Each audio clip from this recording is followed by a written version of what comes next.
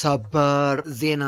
አብ ከባቢታት ምዕራብ ትግራይ ዝርከብ ሰራዊት ብልጽግና መንነትን በዘይ ተፈልጣ ድሮናት ይዝበጥ ከም ዘሎን ትግለጽ ብወገን ብልጽግና ዝተረኽበ ሓበሬታ ድማ በዚ ጉዳይ ሰራዊት ሱዳንን አርሚ ሰብዓን ከሲስሎም አብ ቀጻሊ ስምዕ ይፋዊ መግለጽን ዝውሰድ ግብረ መልስን ተጸባይ ኮይኑ ይርከብ ካብ ዝተፈላለዩ አንፈታ ዝተረኽበ ሓበሬታ ብዝርዝር ክንምልከቱ ኢና ብተወሳኺ ሰራዊት ብልጽግና ሓይልታት ጸጥታ ክልል አምሓራን ሓይል ሰላም ትግራይን አብ ከባቢታት ደቡብ ትግራይ አላማጣንም ሓዝግ በርዘሎ ጽዑጽዑ ኩናት ይቅጽላሎ በኻል ገጽ ናብ መሬት አይወርድን ተባለ ጽምዶ ኣብ መሬት በሓበራው ዕጥቃው ቃልሲ ይግበር ከም ዘሎ እዩ ዝግለጽ ብዝርዝር ክድስሶ ኢና ኣብ ዞባ ምብራቅ ትግራይ ወረዳ ጋንታ ኣፈሹም ጣብያ ሓድነትን ስሒታን ዘስካሕክሕን ኣብ ዓለም ተራእዩ ዘይፈልጥን ግፍዓዊ ተግባር ይፍጸማሎ ይብሉ ተፈላለዩ ፍልፍላትና መሬት ምሕራስ ምስ ግፋ መንእሰይ እውን ተተሓይዝሎ ብዝገርምን ክእረም ዝግብኦን ዜና ኣዳሊና የሎና ጸርፍን መፈረራሕን ጸላእቲ ዝዓብለሎ መግለጺ ኢሳያስ አፈወርቂ መዘራረብ ኮይኑ ይርከብ በመኽንያት መበል 35 ናጽነት ኤርትራ ግንቦት 24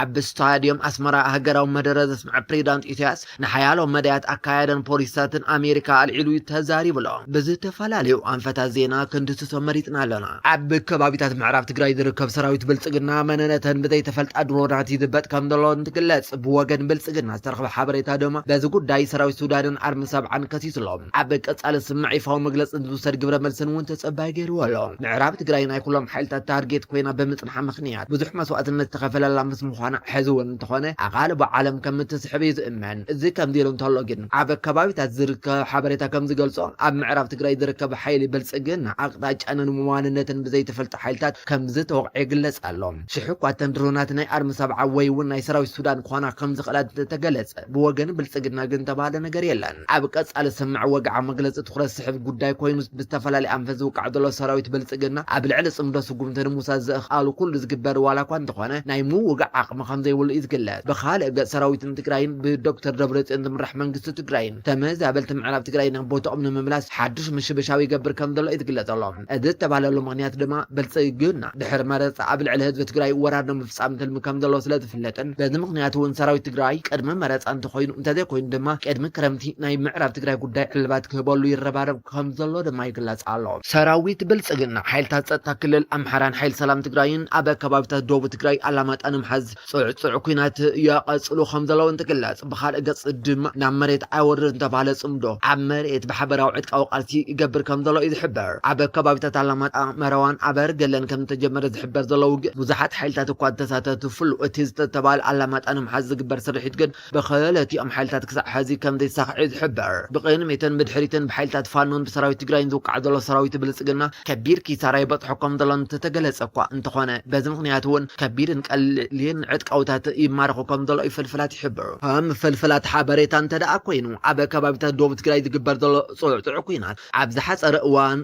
ሓይልታት ጽምዶ ልዕልነት ክረክቡ ከም ዝኽእሉ እንትግለጽ ናብ ክልል ኣምሓራ ዝግበር ጉዕዞ ድማ ዝቐለለ ምዃኑ እዩ ዝግለጽ ኣሎ ጸርፍን ምፍራሕን ንጸላእቲ ዝዓብለሎ መደረ ኢሳያስ አፈወርቂ መዘራረብ ኮይኑ ቀጺሉ ኣሎ ብምኽንያት መበል 35 ናጽነት ኤርትራ ግንቦት 24 ኣብ ስታዲየም አስመራ ሃገራዊ መደረ ዘስምዕ ፕሬዝዳንት ኢሳያስ ንሓያሎ መዳያት አካይዳን ፖሊሳትን አሜሪካን እውን አልዒሉ ተዛሪብሎም እዚ ናይ ዝዓመት ጽምብል ናጽነት በቲ ዝውቱር መልክዑ ብወታደራውን ስነ ጥበባውን ምርኢታት ደሚቑ እዩ ተጸምቢሉ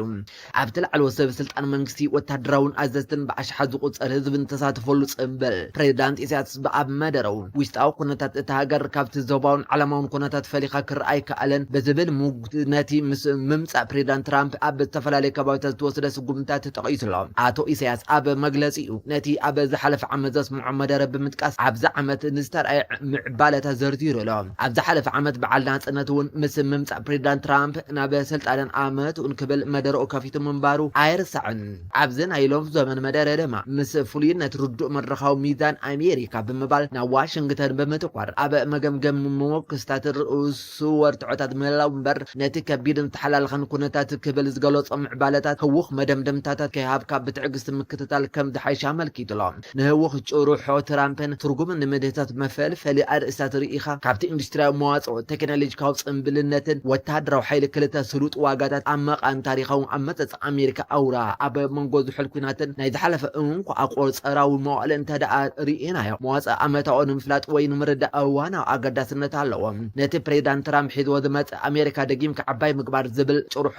ማጋ ትርጉሙ ኢንዱስትርያዊ ውፅኢት ቴክኖሎጂ ቴክኖሎጂያዊ ጸብለልትነት ወታደራዊ ኃይል ምርኣይ ኣገዳሲ ምዃኑ እውን ኣስሚሩሎም ቁጠባ ብልጽግናን ብሓባር ንምስራሕ ዘለዎ ድሌት ገሊጻ እያ ፕሬዚዳንት ኢሳያስ ግን ብዛዕባ እውን ኣያልዓለን ንእዋናዊ ዕላማታት ኩናት ብምዝማን ኣፍሪቃ ጥቀሰ መደረ ፕሬዚዳንት ሓድነት ኣፍሪቃ ማዕረቲ እዋን ዝሓተቶ ተልእኮ እንተዘይተደብዩ ተዛማድነት ኣይክህልዎን እዩ ብክበለት ተሓሳሲቡ ንዘቤታዊ ጉዳያት ብዝምልከት እውን ናይ ዓም መደሮብ ብምጥቃስ ኣብ ዝሃቦ ሓፈሻዊ ዓመት ፕሬዚዳንት ኢሳያስ ካብ ቁጠባዊ ዕንጋሎ ዘገለገለ ኣፍራይነትን ዘይሕልም ምህርትን ብዘላቕነት ዘኻዕበትን ናብ ብሉፅ ምምስራን ድልባ ክብርን ምስናዕበ ኢንዱስትሪያዊነትን ብሉፅ ኣገልግሎት ዘሰጋግር ክኸውን ከም ዘለዎ ተዛሪብሎም በቲ ንብህጎ ብናህር ክንግስግስ ግን ፕሮግራማትና ውጥናትና ዳግም ምኽላስን ምፅፋፍን ምጉስጓስ ጸጋታት ክንዕቢ ስለ ዘለና ኣብ ዓመተ 2026 ሰገጥ ምባል ኣየ ይሰኣነኒ ኢሉሎ ተሳታፍነት ህዝብን ሙያውን ከምኡውን ኣብ ወፃእ ዘሎ ሓርበኛታት ዜጋታትና ወሳኒ ምዃኑ እውን ኣሚቱሎም እቲ እናዓነወ እናኸፍአን እናቆልቆለን ክመፅእ ፀንሐት ትሕተ ቅርፅታት ፅርግያን ኣባይትን ከምቲ ዝተነደፎ ክዓቢ ክብል ተስፋ ዝሃበት ፕሬዚዳንት ጉዳይ ፀዓትን ማይን እውን ከመሓይሽ ምዃኑ ገሊጹሎም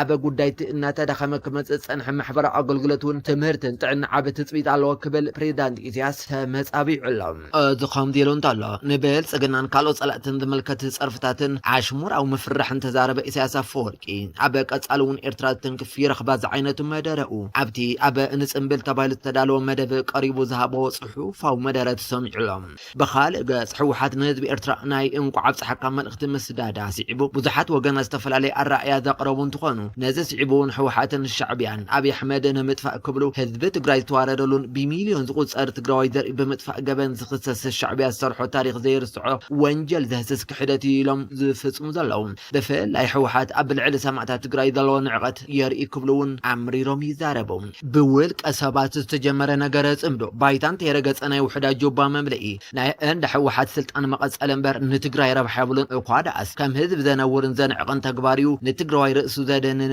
ዘወረደ ተግባር ዝብሉ እዞም ወገናት ኣብ ክንዲ ንህዝብካ ሰላም መደባስ ጎቲትካ ናብ ኩናት ምምላስ ክንደየናይ ከም ዘዋፅእን ህዝቢ ትግራይ እውን ክሓስበሉ ዝግባእ ጉዳይ ከም ዝኾነን እውን እቶም ተዓዘብቲ ይገልጹ ኣብ ዞባ ምብራቕ ትግራይ ወረዳ ጋንታ ኣፈሹም ጣብያ ሓድነትን ስሕታን ዘስካሕክሕን ኣብ ዓለም ተራእዩ ዘይፈልጥን ግፍዓዊ ተግባር ይፍጸም ኣሎ ይብሉ ዝተፈላለዩ ፍልፍላትና መሬት ምሕራስ ምስ ግፋ መናእሰይ እውን ተተሒዙሎ ካብ ነፍሲ ወከፍ ስድራ ቤት ሓደ መናእሰይ እንተዘይኣቃሊስኩም መሬትኩም ኣይተሓርሱን ዝብል ክልከላ ይነብር ኣሎ ይብሉ ህዝቢ ካብ ጥሜት ከይውፃእካ ካብ ዝብል መንግስትኻ ተብሎ ዝሰርሕ ግፍዓዊ ስራሕ እዩ እዚ ህዝቢ መሬት ሓሪሱ ከይበልዕ ምኽልካል ዓብዪ በደል እዩ እዚ ጥራሕ እዚ ኣብ ታሪክ ተራእዩ ዘይፈልጥ ጭካነን ግፍዕን ይብሉ ዞም ፍልፍላት እዚ ህዝቢ ኣብ ልዕሊ መሬት ዘሎ ናይ ምንባር መሰል ዝገፍፍ ዘይሕጋዊ ስጉምቲ ብህፁፅ ጠጠው ክብልን ኩሉ ዜጋ ክኾኑኖ ዓገብ ክብሎን ይግባእ ዝብል ሓበሬታ ንምኽርን ካብቲ ከባቢ ካብ ዝርከቡ ፍልፍላትና በፂሑና ኣሎ ካልእ ገጽ ኣብ ወረዳ ጣንቋ ምላሽ ከተማ ሰለ ሓድሽ ናይ ምግፋፍ ምንቅስቃስ ንምጅማር ምድልዋት ይግበር ከም ዘሎ ይዝሕበር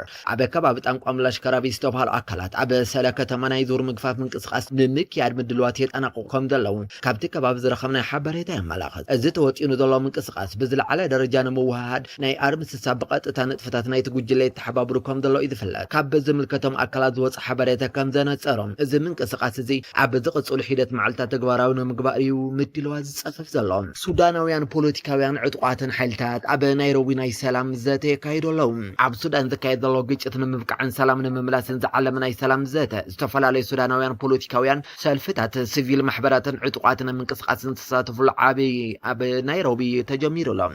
ኣብቲ ሓዱሽ ሃገር ንምህናፅ ተመስረተ ሱዳናዊ ኣዋጅ መተከላዊ ሓይልታት ኣብ ትሕቲ ዝብል ስም ዝተኻየደ ኣኼባ ዓብደላ ሓምዶክ ዓብደል ወሓብ መሐመድ ኣልኑርን ያሲር ኣርማን ዝርከቦም ሓያሎ ፍሉጣት መራሕቲ ተረኺቦም ኣለዉ ከም ውሃቡ ቃል ሰራዊት ሓርነት ሱዳን ዝገለጾም እቲ ኣኼባ ኣብ ህሉ ፖለቲካዊ ኩነታት ቀጻልነት እቲ ግጭትን ዘተኮረ ኢልዎ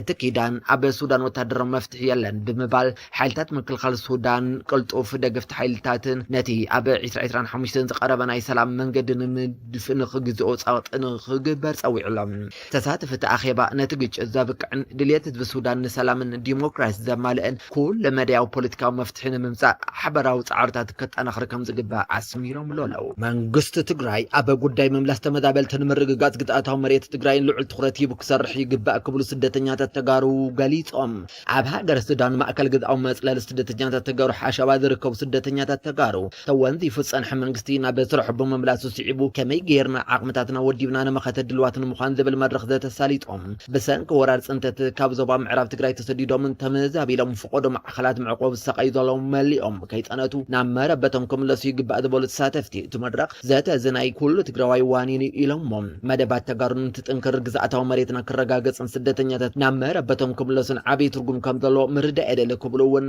ስቶም ስደተኛታት ተጋሩ ወሲኾም ገሊጾም መንግስት በይኑ ዝሰርሖ ነገር የለን ዝበሉ ተሳተፍቲ እቲ መድረኽ ዘተ ህዝብን መንግስትን ትግራይ ሕሪኦም ሰላም እዩ ንሰላም ኢልካ ግና መሬት ከይርከብን ህዝብና ኣፈናቂልካ ድቃስ የለን ክብሉ እውን ኣረዲኦም ተወሳኺ ኣብ ጣልያን ዝርከቡ ተጋሩ ዳያስፖራታት ብወረርቲ ሓይልታት ተጎበጠ መሬት ትግራይ ናብ ቦታኡ ክምለስ ድምፂ ህዝብና ክስምዕ ኣለዎ ዝበሉን ካልኦት ጭርሑታትን ብምሓድ ዓብይ ሰልፊ ኣካይዶም ኣለው ብሰንኪ ጆኖሶዳዊ ወራሪ ዝተመዛበሉን ተሰደዱን ወገናትና ናብ መረበቶም ይመለሱ ሰላሕታዊ ፅንተት የብቅዕ ዝበሉ መልእኽቲ ጭርሑታትን ብምግዋሕ ድማ ድምፆም መስሚዖም እቲ ሰልፊ ኣብ ከተማ ሚላኖ ፊት ካስቶሮ ፊየንታና ሜትሮ ካይሮ ዝተካየደ ኮይኑ ኣብ ልዕሊ ህዝቢ ትግራይ ጆኖሳይድ ፈጸሙ ሓተሓተት ይረጋገጽ ህዝብና ፍትሒ ይርከብ ክብሉውን ድምፆም ኣስሚዖም ኣለው መንግስቲ ኢትዮጵያ ውዕሊ ፕሪቶሪያ ፍሪቱ ህዝብና ብጥሜትን ትልሙን ብዝኾነ ዕፅዋ ነዳድ መድሓኒት በጀትን ማህያ ሰራሕተኛታትን መንግስትን ከልኪሉ ህዝቢ ትግራይ ብሰላሕቲ የጥንተሎ ዝበሉ እቶም ሰልፈኛታት መንግስቲ ጣልያን ምስ ውድብ ሕብራት ሃገራት ተሓባቢርካ ሓደ ፍትሕ ግበር ክብሉ ድምፆም ከም ዘስምዑ ፍልፍላትና ካብቲ ቦታ ገሊፆም ኣለው